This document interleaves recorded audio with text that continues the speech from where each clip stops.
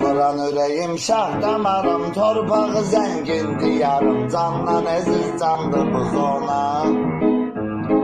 Sən vətənim, bir də canım vardı mənim, o da sənə qurbandı bu zona.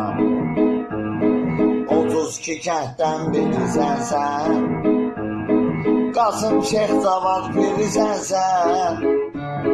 Tarixin var izahı, Həzrət Əli qədəmgahı, müqəddəs ünvandır bu zona.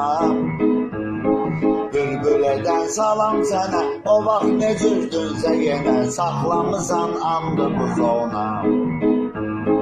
Vuran ürəyim şah damarım, torpağı zəngin diyarım, candan əziz candı bu zona.